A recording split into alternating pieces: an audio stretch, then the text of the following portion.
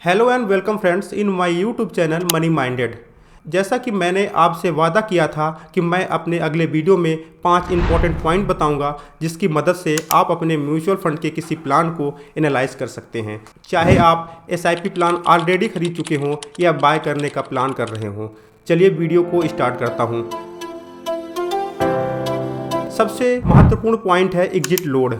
Mutual fund में जब भी आप किसी एसआईपी को बंद करोगे तब आपको कुछ परसेंटेज कंपनी को देना होगा, इसे ही एग्जिट लोड कहते हैं। अब आपके सामने ग्रो ऐप खुल चुका है। क्योंकि मैं इस ऐप के माध्यम से ही एसआईपी में पैसा इन्वेस्ट करता हूं, इसीलिए मैं आपको इस ऐप के माध्यम से ही समझाने का प्रयास करता हूं।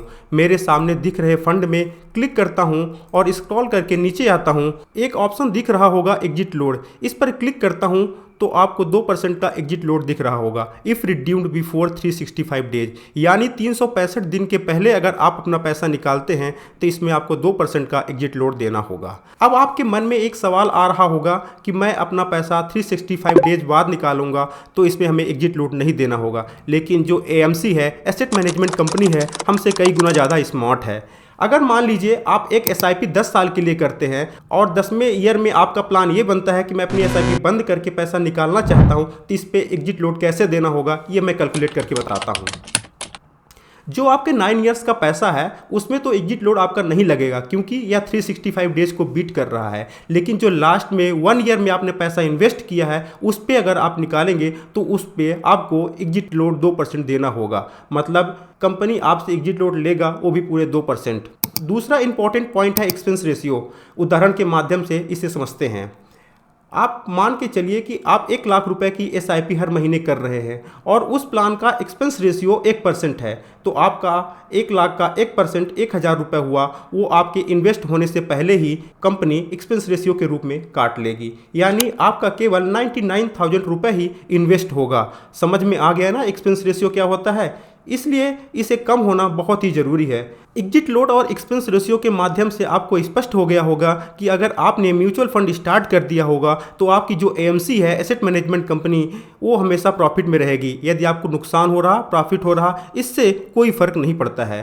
तीसरा इंपॉर्टेंट पॉइंट है कि आपके एसआईपी प्लान में आगे क्या लिखा रहा। यदि आपके प्लान में डायरेक्ट लिखा रहा है तो एक्सपेंस रेशियो बहुत ही कम है और ये एसआईपी प्लान आपका बहुत ही सही है। यदि आपके एसआईपी प्लान में रेगुलर लिखा रहा तो समझ जाइए एक्सपेंस रेशियो बहुत ज़्यादा है। इस प्लान पे आपको विचार करने की ज़रूरत है। मान लीजिए एक प्लान है UTI Nifty 50 index mutual fund.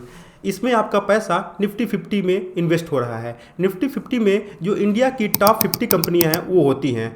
उस कंपनी के द्वारा समय समय पर निवेशक को डिविडेंड के रूप में कुछ पैसा दिया जाता है। अगर आप पैसा इन्वेस्ट करेंगे तो वो पैसा आपको मिलेगा, लेकिन मैं अपना पैसा एएमसी को दे रहा हूँ, asset management company. Asset management company के द्वारा यह पैसा हमारे इस फंड में इन्वेस्ट किया जा रहा है, तो जो फंड के द्वारा डिविडेंड मिलने वाला है वो हमारी एसेट मैनेजमेंट कंपनी को मिलेगा। अगर हमारी एसेट मैनेजमेंट कंपनी उस पैसा को हमें वापस कर देती है तो समझ जाइएगा कि वह प्लान आपका बोनस या आईडीसीडब्ल्यू प्लान है। यदि वह पैसा कंपनी के द्वारा आपको वापस नहीं किया जा रहा, ये बहुत ही अच्छा है। मतलब हमारा पैसा री इन्वेस्ट हो रहा है। जो हमारा एसआईपी का विजन है वेल्थ को जनरेट करना, वो फुलफिल हो रहा है। और इस प्लान को हम बोलेंगे ग्रोथ प्लान। 5वां इंपॉर्टेंट पॉइंट है डेट। जी हाँ, सही सुना आपने, डेट।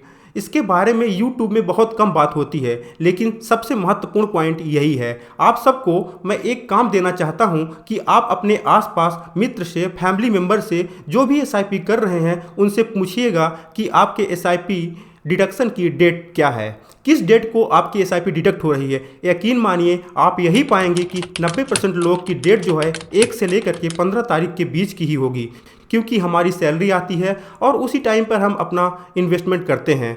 लेकिन आपको करना क्या है कि आपको जो अपनी एसआईपी की डेट है उसे 15 से 30 के बीच में रखना है। क्यों रखना है इसका मैं आपको रीज़न बताता हूँ। 1 से 15 के बीच में जो हमारी एएमसी है उनके पास मैक्सिमम पैसा आता है, इसलिए उनके पास भी प्रेशर रहता है कि पैसा को मार्केट में इन्वेस्ट करें। पैसा मार्केट में इन्वेस्ट होगा उस टाइम पे मार्केट के ऊपर जाने के चांसेस बहुत ज़्यादा हो जाएंगे। लेकिन जो 15 से 30 के बीच की डेट है इस पर हमारे एमसी के पास पैसा कम आता है। पैसा कम आएगा तो मार्केट में पैसा कम जाएगा, तो उस टाइम पे मार्केट के नीचे आने के चांसेस ज़्यादा हो जाते हैं। इसलिए हमारी स्मार्टनेस इसी में है कि हम पैसा अपना उसी टाइम पर इन्वेस्ट करें जिससे रिटर्न मिलने के चांसेस ज़्यादा हो जाए। अब मैं इस पूरी कहानी का निष्कर्ष निकालता हूँ कि आप किसी भी एसआईपी प्लान को 2 से 3 सेकंड में कैसे एनालाइज कर सकते हैं। सबसे पहले आपको चेक करना है एग्जिट लोड। एग्जिट लोड किसी भी प्लान का 1% से कम होना बहुत ही अच्छा होता है। दूसरा है एक्सपेंस रेशियो। एक्सपेंस रेशियो भी अगर किसी भी प्लान का 1% से कम है तो अच्छा प्लान है। तीसरा है डायरेक्ट प्लान होना चाहिए। चौथा है ग्रोथ प्लान होना चाहिए, क्योंकि ग्रोथ प्लान में आपका पैसा री इन्वेस्ट होता है और वेल्थ जनरेट होती है। पांचवा पॉइंट है रेट को 25 से 30 के बीच में रखते हैं तो यकीन मानिए कि आपको औरों की अपेक्षा ज़्यादा रिटर्न जनरेट करके देगा। वीडियो अच्छा लगा हो तो वीडियो को लाइक करें, शेयर करें और चैनल को सब्सक्राइब करें। जय हिंद, जय भारत।